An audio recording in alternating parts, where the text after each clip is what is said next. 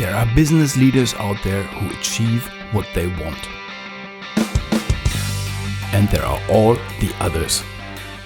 Leading is a discipline, an art, not a talent. You can learn it, you can even master it. Make sure you get what you want. All right. Good afternoon, Olaf. Hi, Musab. How are you doing? I'm doing great, thank you. I do have one issue, though. Oh, one. Yeah. I need more money. Yeah, me too. Yeah. Good. I mean, good episode. Thanks very much, Musab. Have a great one. Thanks, I wish you all the best. No, but, in all seriousness, it is an issue that I think is very relatable. We all have this issue at one point, or more than one point in our professional lives. How do you bring this up? What's your approach in order to make this a successful and positive outcome for you and, in essence, the company as well? Do you eat yogurt? I'm sorry? Do you eat yogurt? Sometimes. Not a big fan, but Not sometimes. A big fan. Okay, so let's assume you have this. You are in, I don't know, shop, Tesco, whatever. Yeah. And there is this freezer, and they have the yogurts in, and the yogurt is 300 forint, which is €1, which is approximately $1. Okay.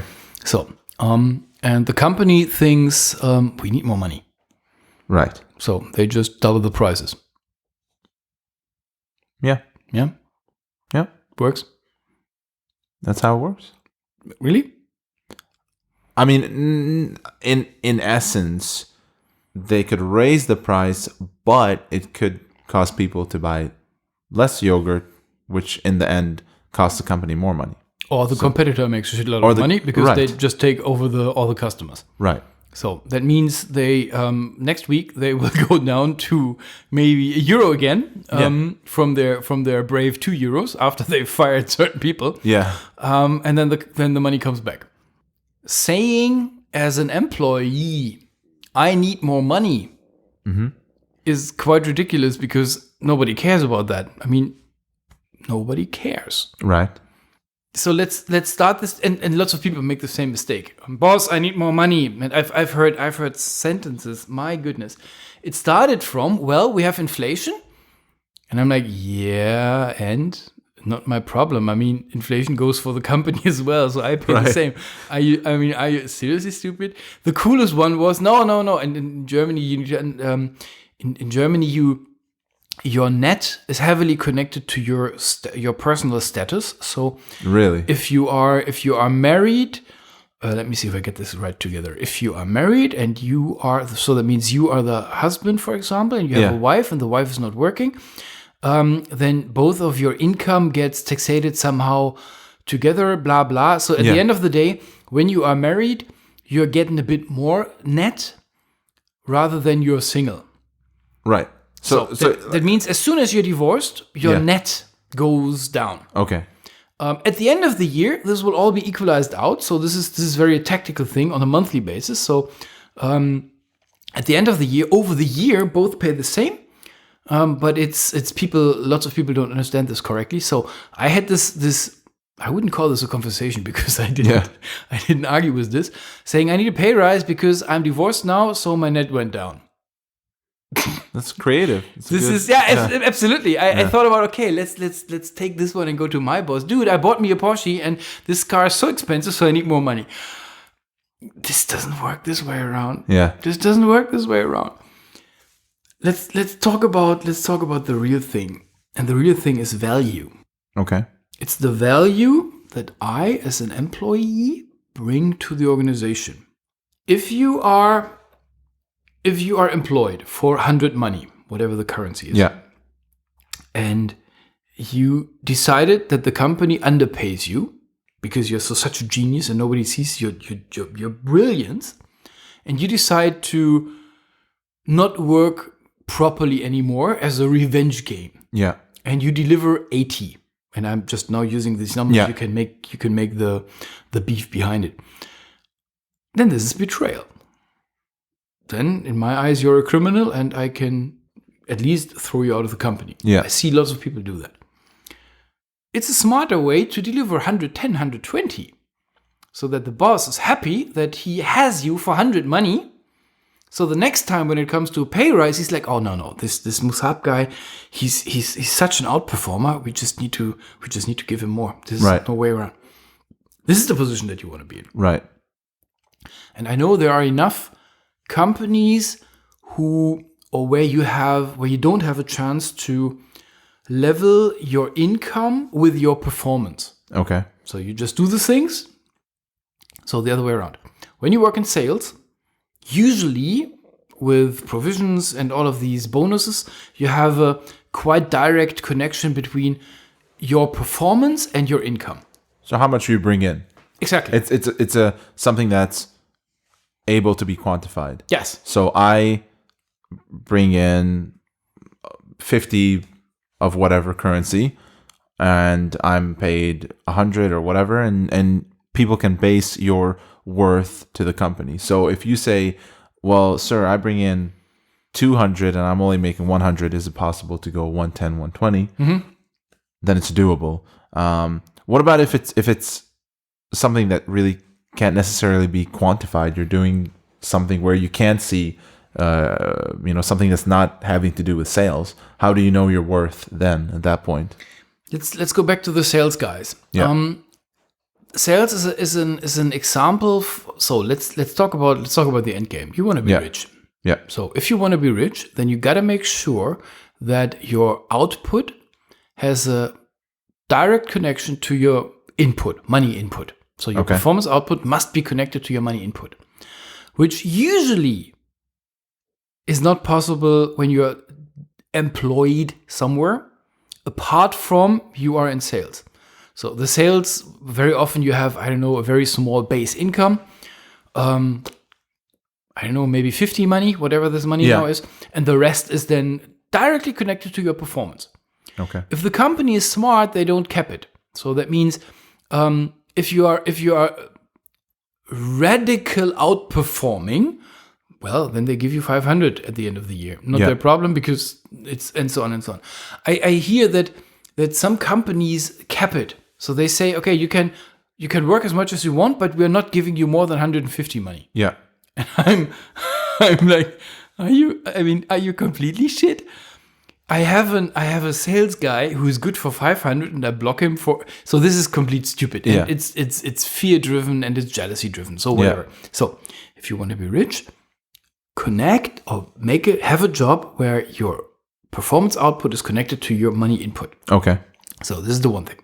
So now, completely with you, lots of companies don't have that. And by the way, lots of employees like that their input as money is not connected to their output as performance. Their performance, yeah. Oh, so it's tough. It's tough, commission. I think we're speaking of commission in terms of, I sell, 1,000 of this product, then I get, a certain amount of money. We were speaking in an earlier podcast about human beings being connected to safety, attracted to safety. It's a risk working for a place where your output determines your source of income. There's a reason why not everybody's rich. Yeah. So as I'm saying, so I understand the safety part of the game. But, so now let's go to average employee wants a little bit more pay rise. So several things. First, value. Understand what where you create the most value, the biggest value. Okay. I'm not saying understand what you're doing at the moment. I'm saying understand where the value is. There is sometimes a gap between what people do and what is important for the organization. Okay. So I hear so many people, or I had so many people doing things, starting to do things, which were like, I don't give a fuck if you do this. I do not care. But the customer, and I need to D. No, you don't. Yeah. Stop this now. Stop. Yeah. Auf damit. So, what is your value add to the company? So, advice 1, focus on this. Don't do anything else. Don't do anything else. When is a employee a good employee? Well, I want to go for the easy answer and say when they do what the boss says, but I think there's a certain point where you need to have your own initiative. When the boss judges him good. As easy as that. Yeah. That's as long as we are in hierarchies, you have one manager or one person above you, and this person calls you good or not. Yeah. So end of sentence. And whatever, you need to understand what your boss calls good. So this can be either you need to know this. You need to know this. So very often the boss really haven't thought about this. Yeah. But you need to understand this. So what's the important part? And then you do more of the stuff that your boss wants. Yeah. I do not care if you like it. Yeah. Sorry to say, we're talking about money now. We're not talking about hui. Yeah. So understand where your value comes from. Then make sure that you're not in Musab's trap, which means I can't really justify how much value I add. Yeah. Make sure that you get out of this trap, because this is a dangerous situation. You cannot say, your boss cannot say, your organization cannot say why we have you on board. That's really, this is scarily dangerous.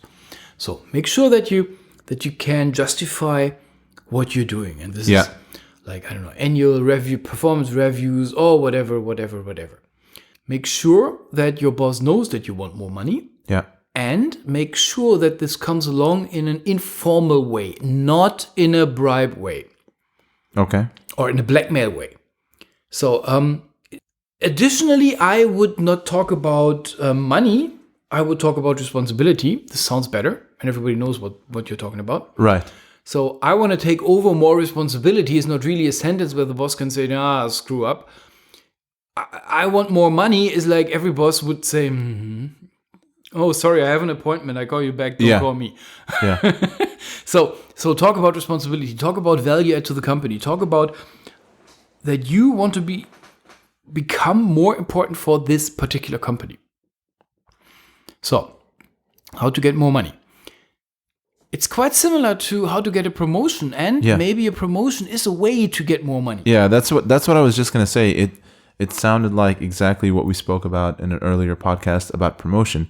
Hey boss, I want more responsibility. I want to do more. If you ask me, that sounds like, oh, this guy is ready for a higher position. Yeah. Which goes hand in hand with a higher salary. Yeah. So, okay, good. So even if you say you don't want to level up, like you don't want to become team lead, and I'm completely okay with that. Right. Kudos for you if you can say this sentence, because that means you know what you're good at and you know what you want to do. This is a very good sentence. So I don't want to go in the hierarchy up, but I want more money. Yeah. Then same question, make sure that you are more valuable, which means you take over more responsibility. Yes. And this doesn't necessarily need to have to do with you need to become a manager or something. You can be, I don't know, let's go back to IT. You become the head owner, the head product owner of this, whatever the tool is that you use. You are the head of Jira in your organization. Yeah. You are head architect of SharePoint, whatever. Develop, grow. Don't expect that anybody gives you more money only because you're there for the 10th year now in a row and you just do the same like you've done 10 years ago. Yeah. Yeah. So, okay. So, a little trivial thing now. Understand the rules. Understand the rules in your company, in your organization, how to get more money.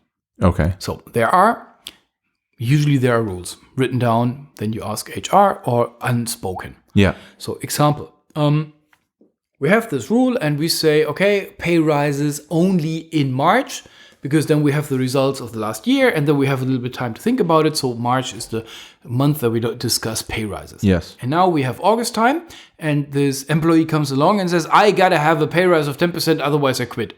Yeah, okay, 2 mistakes. Mistake number 1, blackmail. Yeah.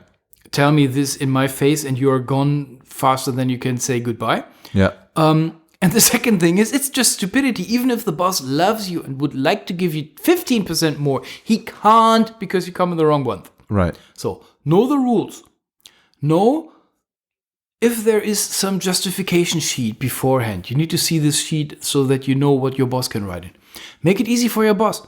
If if it's seriously, and I've seen this, a pay rise was connected to filling out a, I don't know, 5 pages Word document. Well, fill it out. What's the point? Yeah. Here, boss, I've just my opinions on this. Yeah. So read it through. Okay, send it up to HR. So the burden or the obstacle usually was not the performance of the employee. The obstacle was that this particular manager really didn't do this 5 bloody Word documents. Right. So make it easy. Understand who is deciding on this, how it works. Is this, so for example, your boss runs his team and how does this work? Where does the money come from? Yeah. Is he given, I don't know, 10,000 euros for a year as a pay rise and he can then separate? Or is this all on the... Is he not the person that is doing the pay rise? Deciding. Maybe it's the boss. Understand all of this, how this is connected together. Are you, specialty of Germany, is it even possible are you in a position that you can discuss a pay rise, or are you in a workers' union negotiated contract and you're out of the game anyway? So then this is a waste of time. Right. Yeah. So know the rules. Understand all of these rules. And how to get there? Ask the boss. Right. Okay. All right. Thank you, Olaf. Good. Yeah. Have a good one. You too. See you next time. Let's get pay rises. Yeah. Bye, man. Bye.